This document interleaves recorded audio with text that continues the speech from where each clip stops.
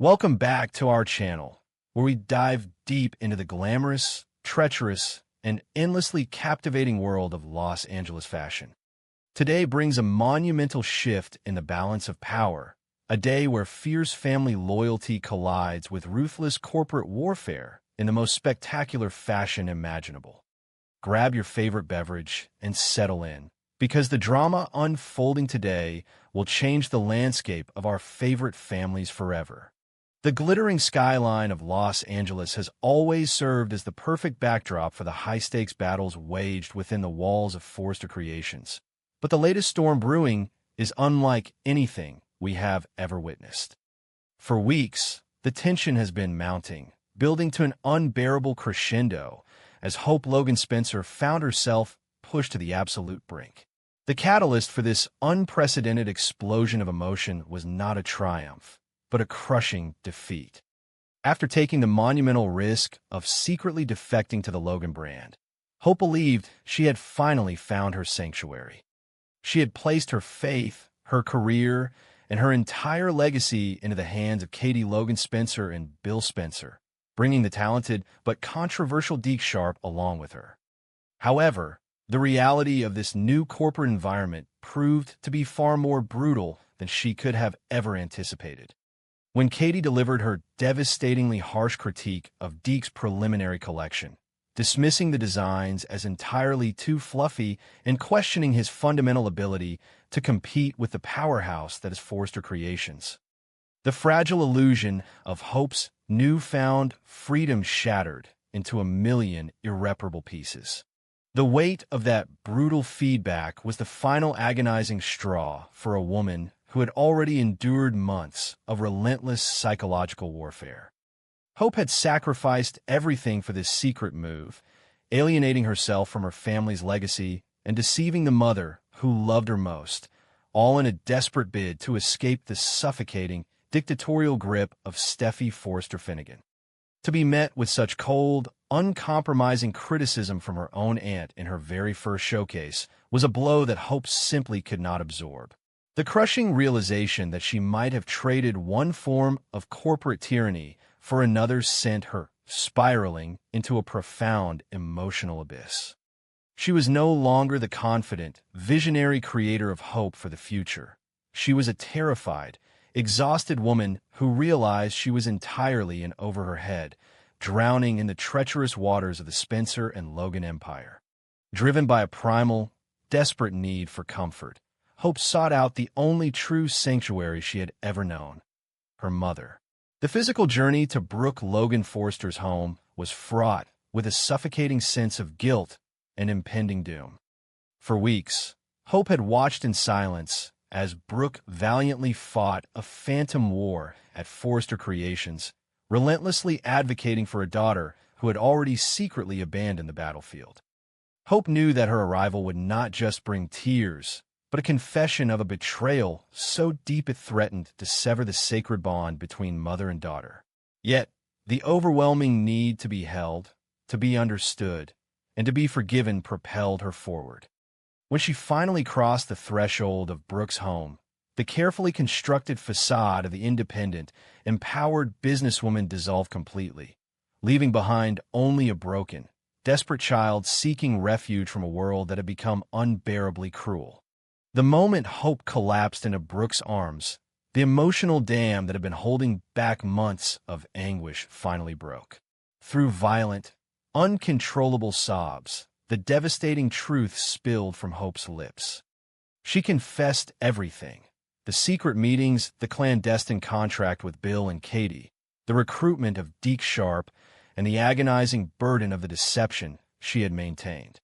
She painted a vivid, heartbreaking picture of her desperation, explaining that the defection to the Logan brand was not an act of malice or rebellion, but a frantic, necessary escape from the relentless emotional abuse she suffered under Steffy's reign. Hope detailed the agonizing reality of watching her life's work, the hope for the future line, be casually and cruelly marginalized, pushed aside to make room for Eric Forster's couture, while Steffy reveled in her absolute authority. For Brooke, the initial shock of this monumental confession was a physical blow, a sudden, breath-stealing realization of the intricate web of lies that had been spun right beneath her nose. The irony was bitter and sharp. She had just recently negotiated a tense, icy truce with her sister Katie, demanding that Katie stop poaching Forrester employees, completely oblivious to the catastrophic loophole she had created by forgetting that Hope was legally a Spencer.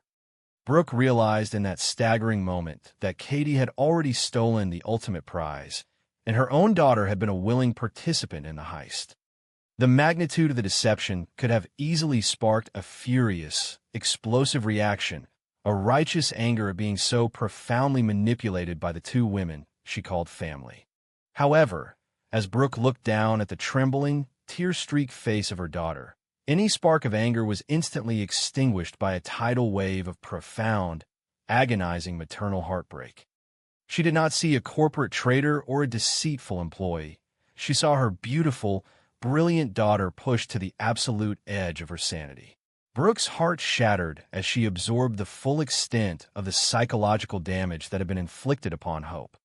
The realization that Hope felt so cornered, so entirely unsupported and suffocated at Forrester Creations that she had to resort to such extreme, desperate measures to survive, was a damning indictment of the environment Brooke had helped build and protect for decades. As she held her weeping daughter, Brooke's mind shifted from the shock of the confession to a cold, piercing analysis of the woman responsible for this devastation, Steffy Forrester Finnegan. Brooke reflected on Steffy's tyrannical evolution, the arrogant, condescending manner in which she wielded her co-CEO title like a weapon to inflict personal pain. Steffy had transformed Forrester Creations from a collaborative sanctuary of art and beauty into a hostile, toxic dictatorship where anyone bearing the Logan name was treated as a second-class citizen. The deliberate, calculated cruelty of endlessly delaying the hope for the future relaunch, the mocking dismissals, and the relentless attempts to erase Hope's legacy were not just business decisions. They were acts of personal vengeance. And Brooke could no longer blind herself to that toxic reality. Equally agonizing was Brooke's realization of her husband's complicity in this tragedy. Ridge Forrester, the man she loved with every fiber of her being, the man who was supposed to be the great bridge between their warring families, had failed them both spectacularly. Brooke thought of Ridge's paralyzing indecision, his constant, frustrating need to placate his daughter at the expense of his wife and stepdaughter. Ridge had stood by and allowed Steffy to run rampant, offering weak, half-hearted defenses of Hope while ultimately upholding Steffy's draconian rulings. His failure to provide a safe, equitable environment for Hope, his refusal to step up and demand respect for the Logan women, was a betrayal of its own kind, a silent endorsement of Steffy's tyranny that Brooke could no longer excuse or ignore. In that quiet, tear-filled room, a profound and irreversible transformation occurred within Brooke Logan Forrester. The scales fell from her eyes, and the lingering, desperate hope that Forrester Creations could ever truly be a united family business evaporated into the Los Angeles ether. She realized that as long as Steffy held the reins, the building would be a hostile territory, a place where Hope's spirit would be systematically crushed. The loyalty Brooke had harbored for the Forrester legacy, the decades of blood, sweat, and tears she had poured into making the company a global phenomenon, suddenly meant absolutely nothing in the face of her daughter's shattered heart.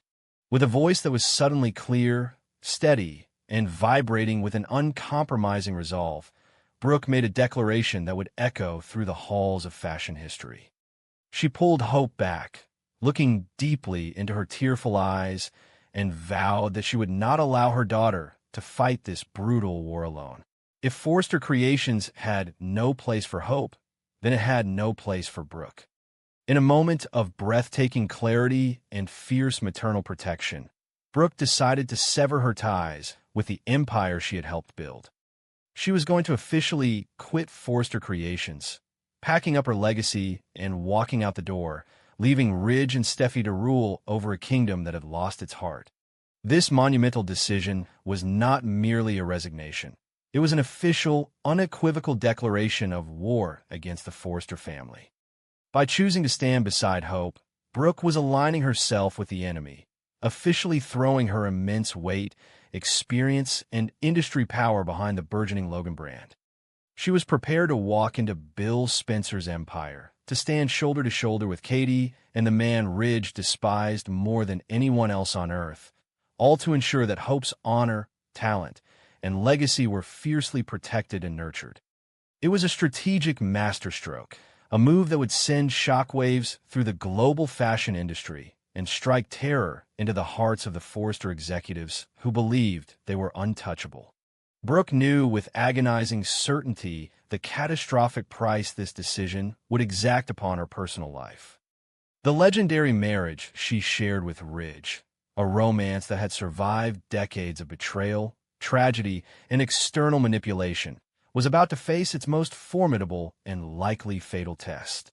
By aligning with Bill Spencer and actively working to destroy Forrester Creations' market dominance, Brooke was driving a stake directly into the heart of her marriage.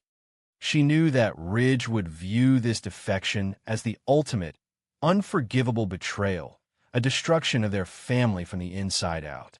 Yet, as she held her daughter, the choice was not difficult. The love of a mother is a primal, unstoppable force, and Brooke was more than willing to sacrifice her own romantic happiness to let her marriage burn to the ground, if it meant saving her daughter from the ashes. The storm that had been gathering over Los Angeles has finally broken, unleashing a torrential downpour of corporate espionage, family betrayal, and righteous vengeance. The Logan women, historically divided by their own internal conflicts, are now uniting under a single, formidable banner, fueled by a mother's uncompromising love and a daughter's desperate fight for survival. As Brooke prepares to march into the Spencer building, ready to unleash her brilliance against the family she once called her own, the stage is set for a fashion war of apocalyptic proportions. Forrester Creations is about to learn a devastating lesson. You can push a Logan to the edge, but you will never survive